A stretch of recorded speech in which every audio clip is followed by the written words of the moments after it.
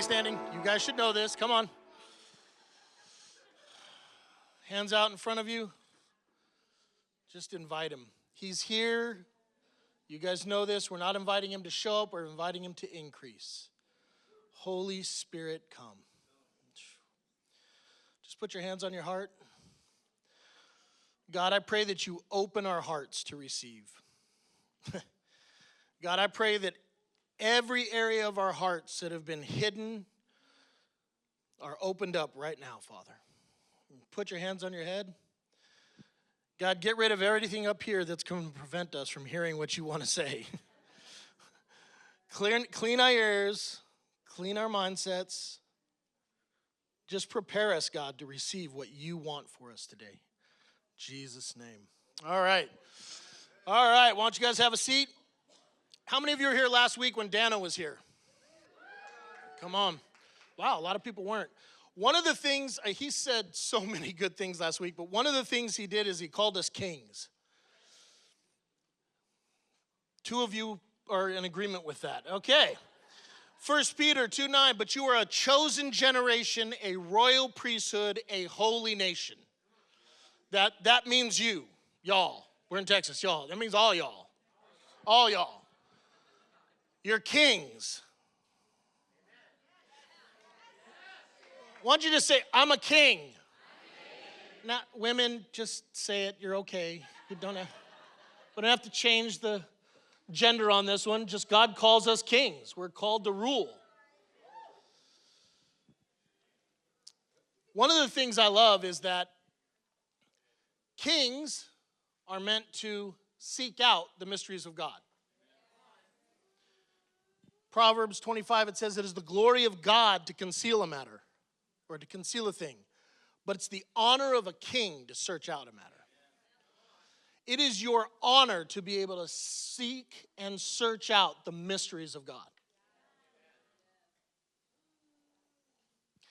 I want to talk about the seeds of promise.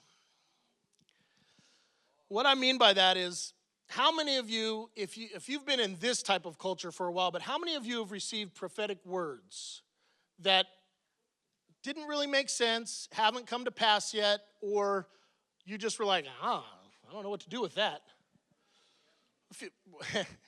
More people raised their hand there than were here last week. This is a good thing.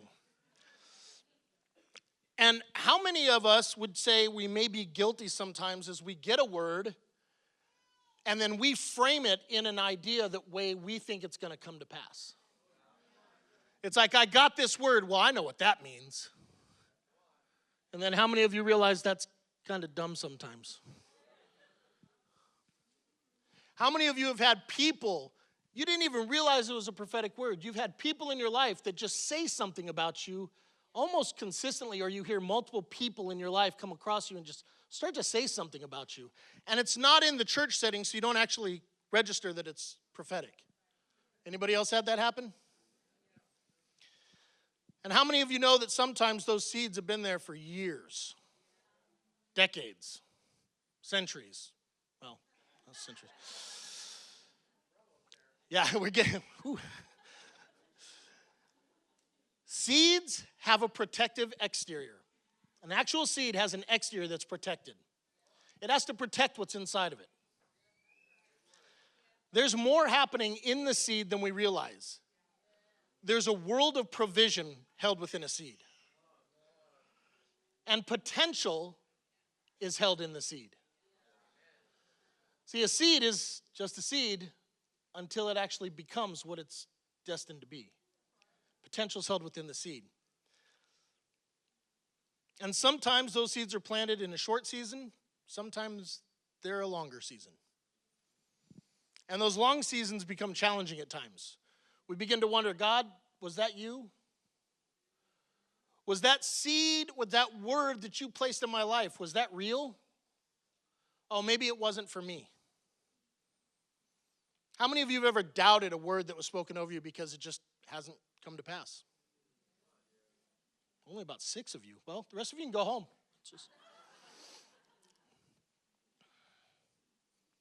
Don't allow your needing to understand prevent you from receiving what God sometimes speaks to your heart and not to your head. Just think about this. I looked this up. I thought it was interesting. I'm going to read it exactly the way it was written, on the internet, which is always true. Think about the process of what a seed goes through. First thing is, a seed is planted, and water fills the seed. How many of you have had a seed in your life that needed to be watered? Next step is the water actually activates enzymes that begin the growth. Now, it's still just a seed. Something's changing inside that's activating the growth. On the outside, nothing's happening. The seed's exterior then cracks, and it grows down roots to access more water. Sometimes there's a seed spoken into our lives that the roots are growing, and it still doesn't seem like anything's happening, but it's because we're going deeper, finding more nutrients and more of the source needed to actually become what we're called to be. The seed breaks the surface then and grows shoots that grow toward the sun. It's not until the fourth of 5 stages that you break the surface. That starts to show the evidence of that word on your life. So we sometimes think, God, I must have missed it. No, you're just watering. You're creating roots. Roots are beginning to be created for you. Now, if you think about it, you've been buried. Some of you think you've been buried because you're dead. No, you've been planted because there's a purpose. Those laughing are like, yep, I've been dead a few years. Sometimes we actually lose our dreams. Because a lot of times that prophetic word will come along and breathe on a dream that you already have. And it's God affirming the seed that's been planted in you since before you were created. See, he didn't just say, he's this age now. I think I'll actually put a purpose inside of him. No, purpose was always there. Those seeds and those words come along to affirm and actually show you, there is purpose behind these dreams. And then we get buried and we're like, I'm out. I must not be in the right place. It must be the wrong time. No, God's actually put you in a place so that he can do the work. And it's not for stages. Sometimes it's a fast process. Sometimes it's a really long process. Now, if we don't go through the right stages of being filled with that water, our roots going deep, when we actually sprout, we're unhealthy. The depth of our roots will determine the health of the plant and the longevity that can withstand the weather and the seasons that come. 5th stage, the root grows leaves and begins to receive nourishment. It's not until the last phase of that seed that you actually begin to show what the seed was, what the promise was. Because if it's just a shoot, you may not even be able to identify the plant. But once the leaves come out, now you can see what it was created to be. You guys good? What I want to do is I want to go over a few keys. These are not exhaustive. They may be just for me, but I imagine some of you will resonate with these.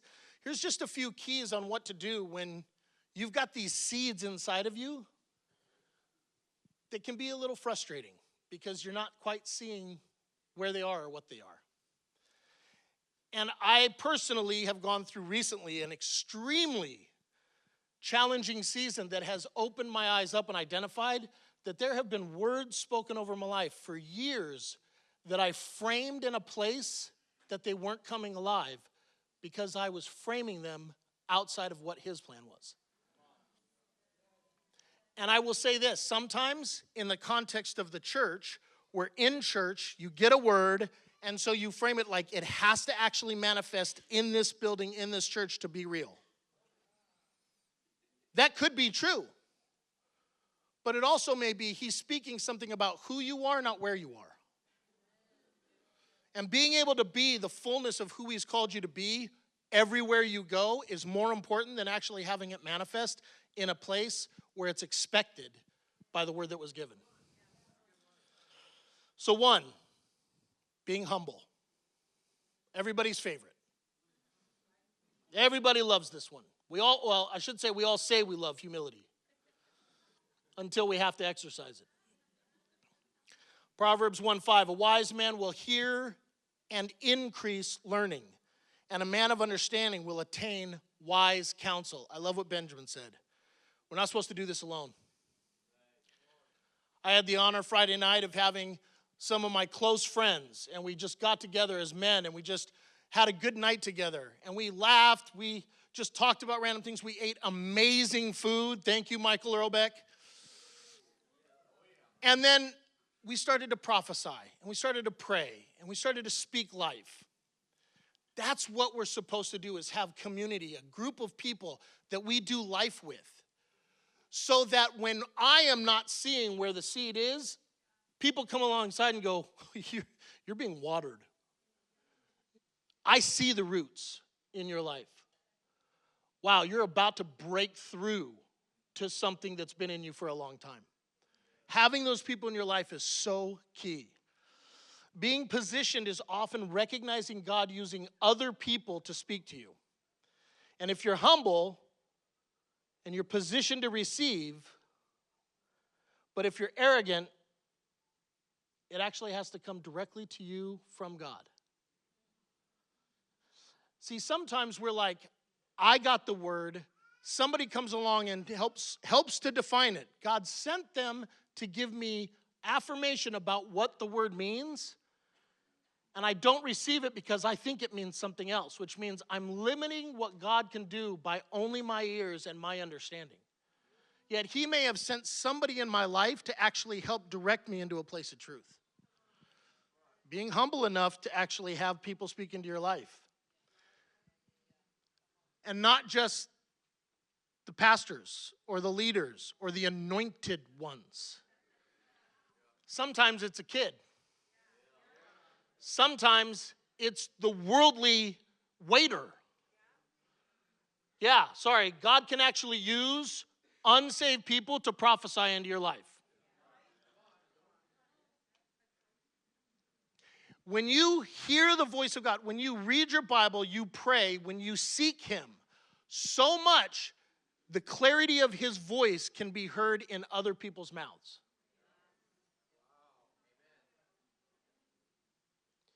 I would say this, if you're the only one that can hear God's voice for yourself, it's mean you're actually not reading and not praying and listening enough.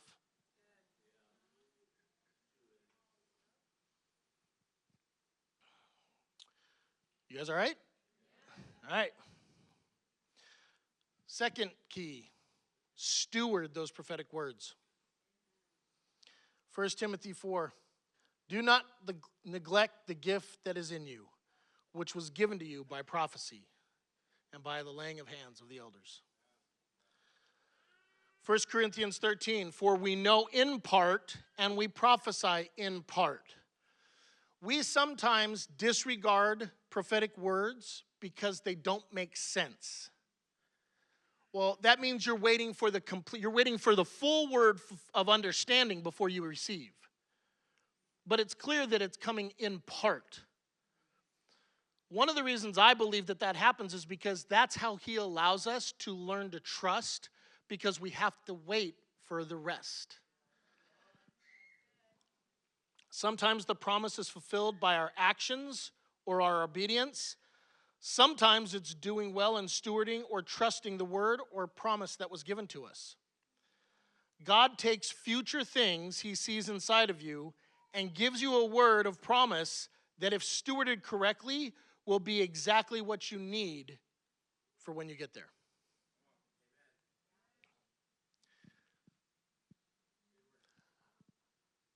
I realized recently that there were seeds planted in me 41 years ago now. And for the last 25 years, I've been getting words telling me that these things were true, but I didn't attach them to what happened 40 years ago. I attached them to what was happening in front of me. And I think I missed out on something for a while. And just recently, it's been this revelation of, oh, that's what you meant. You know, how many of you ever come to the, sorry, I missed that one, God. But now that I'm there, I'm proclaiming things over myself. And I'm allowing words of others to be proclaimed over me, and I'm actually receiving them. I'll get into that in a second. Next, be positioned to see. I love this. Luke 19, Jesus is going through Jericho. There was a man named Zacchaeus who was a chief tax collector, and he was rich. And he sought to see who Jesus was, but could not because of the crowd, for he was of short stature. I think that's me. Never thought about that as me. So he ran ahead and climbed up into a sycamore tree to see him, for he was going to pass that way. Some people allow their circumstances to prevent them from seeing the Lord. And some are just content to be part of the crowd as he walks by. But some will find a way to position themselves to see Jesus. They will be aware enough of what's going on to see where he's headed.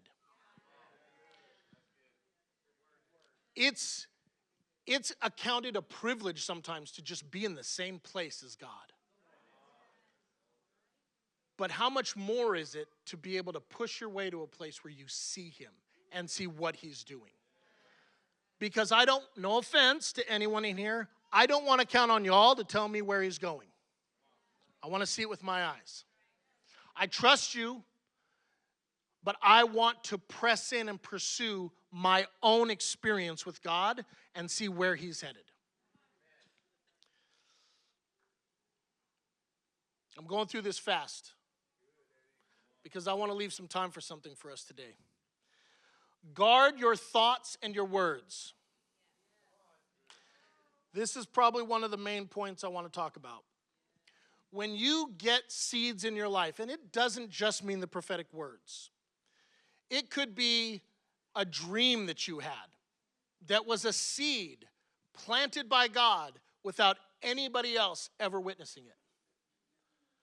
But often it is those prophetic words. It's those things that you hear along your life that are like, could that be you, God? Is that true? What do I do with that? Must not be it because I don't see it. I mean, we all go through all of these different thoughts. But guarding your thoughts and your words. Proverbs 23:7 says, for as he thinks in his heart, so is he. Which tells me it's only a matter of time before your situations and circumstances start to look like what you think and say. Dano hit this about our responsibility and our words. Pointing the finger and complaining about what's going on is cowardly. Sorry. Saying I have a responsibility and pressing in for what I know God can and will do is an honor and a responsibility. Now, do I believe that when I speak something, it comes true? The right answer is yes. But how many of you have spoken something for a long time and not yet seen that come to fruition? We are basing the truth of God sometimes on time. He's basing it on trust.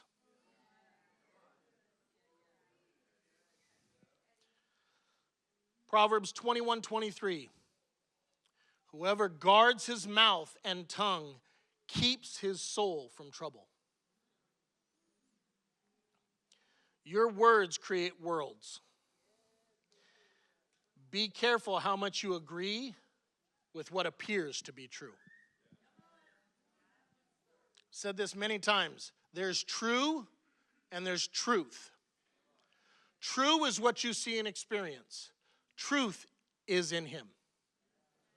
In his word, in his voice. That's truth. True sometimes doesn't line up with truth.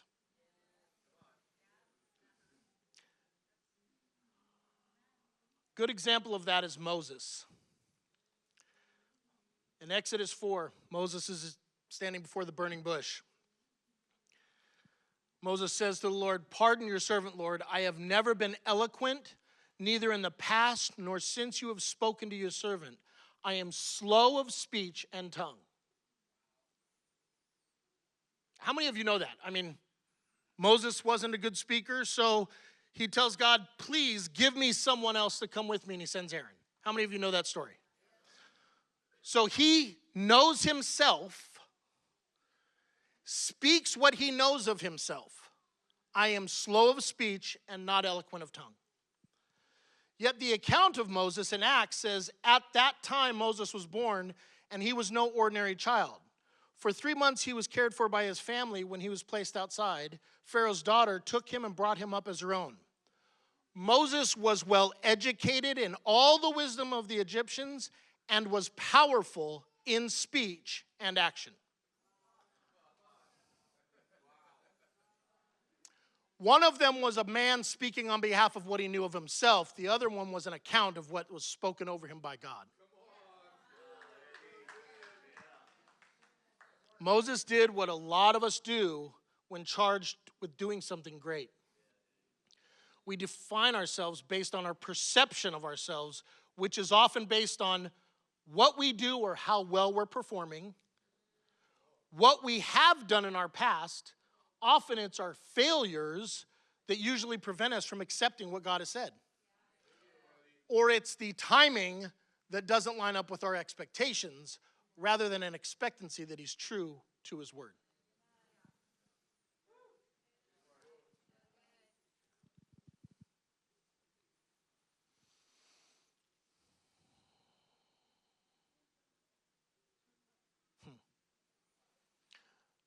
That right there is probably one of the hardest lessons that I've walked through in my life, and I would say that most people I know as Christians, it's one of the harder lessons we walk through.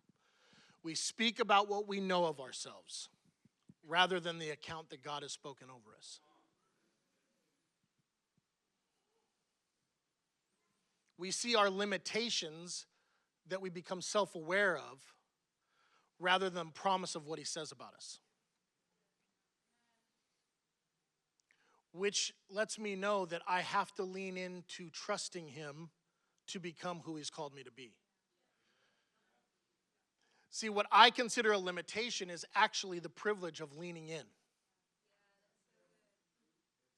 Instead of saying, I can do this on my own strength, I can't do this without you.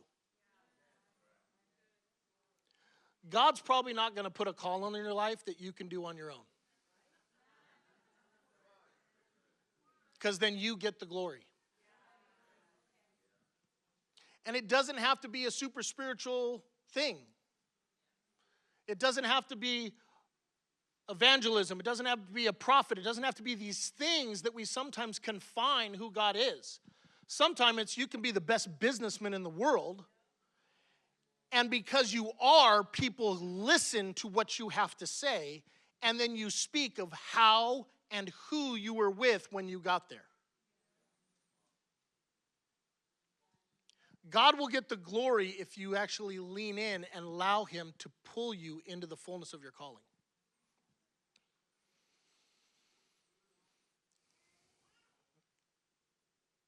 Trust God, not what you know.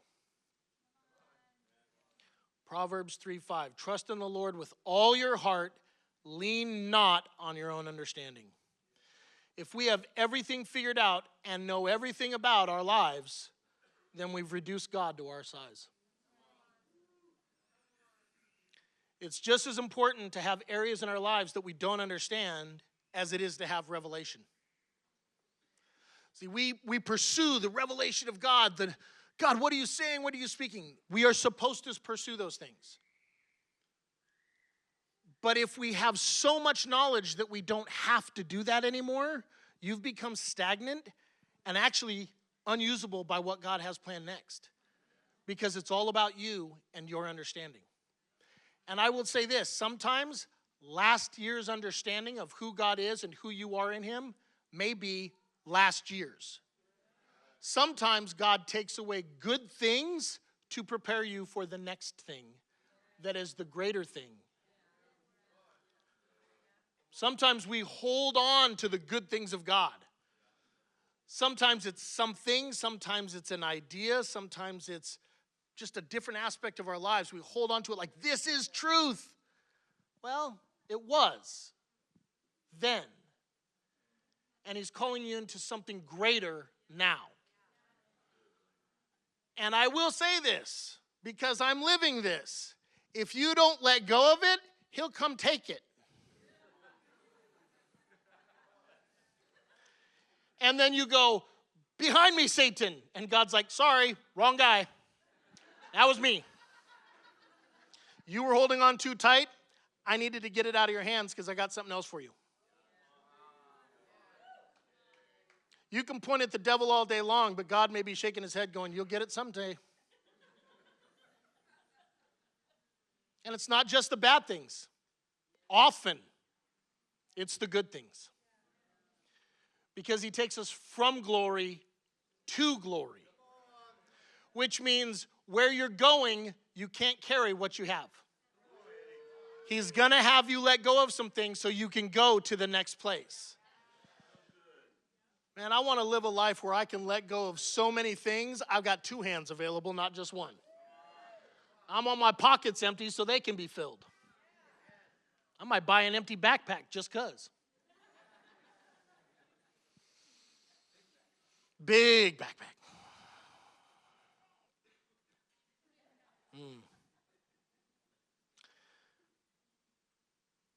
We're supposed to increase in revelation and knowledge, otherwise we're not growing. But there has to be areas of our lives that are buried in mystery because it's in these areas that we establish trust. We need to make sure that we are not leaning or being supported by our understanding. As we step out in faith and take risk, it should be so God does what it shouldn't be so that God does what we expect him to do based on our understanding, but it should be to increase the amount of trust we have in him, knowing that he's perfectly good. You have to trust what God says no matter how you feel or what you see. It takes trust, or some would say faith. The opposite of faith isn't doubt. It's sight. Hebrews 11. Now faith is the substance of things hoped for, the evidence of things not seen. What you see can sometimes prevent you from having faith. Because the opposite of faith is sight. What's going on here prevents me sometimes from seeing what's going on here and here. God's presence is not there to fix our problems. It's there to fix our perspective. We sometimes go to God. See, the funny thing is this isn't bad. Please hear me. I'm not saying this is the wrong thing to do. But sometimes we get caught in having a Savior and not a Lord. And we are constantly in a place where we're crying out for him to save us rather than turning our perspective and seeing him that he is Lord of my life and I do things submitted to how he wants me to live.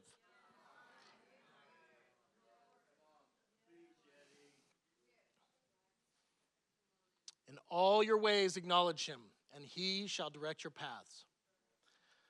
Often it's not about where we're going, it's who we're going with.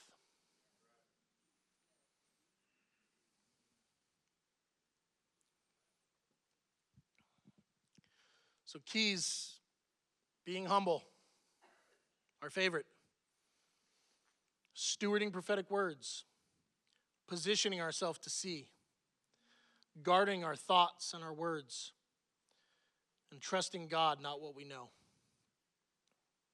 See, I want to set God-sized goals in my life. I want to pursue God-ordained passions. And I don't want to make the mistake of framing them in what I think they're supposed to be. I don't want to limit God to a way I think. And sometimes I do it in the best of intentions. God, you blessed me to be a speaker. Well, that means I'm going to be a pastor and speaking from the stage. Maybe not. We sometimes frame the words that God speaks into our lives as that it has to be contained within the church, which is why so many people get frustrated when they don't get to step into what they think they're called to do. When actually he's called you to do those things where you go, where you are, instead of pinpointing it to a place. You may be called to be a prophet. That doesn't mean you may ever get a microphone in any church anywhere. Maybe you're meant to be a prophet over education, a prophet into the government. You're an evangelist. That doesn't mean you get to lead teams of people to go seek and save the lost all the time. Yes, that's my job. No, maybe that means the place that you're working, whether you love it or not, is your ground to actually harvest. Maybe it's just the one person that God has intended for you to harvest. What if you're harvesting the next Billy Graham?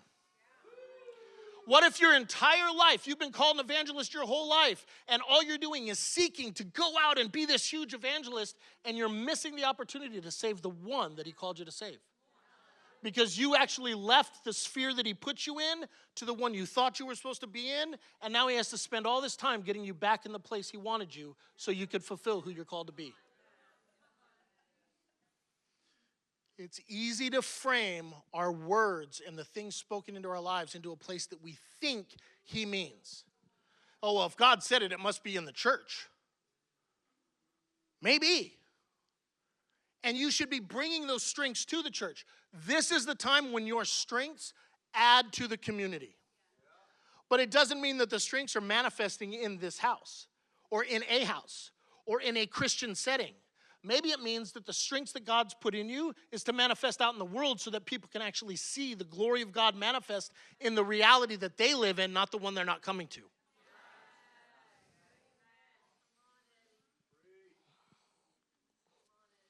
Go after dreams that are destined to fail without divine intervention.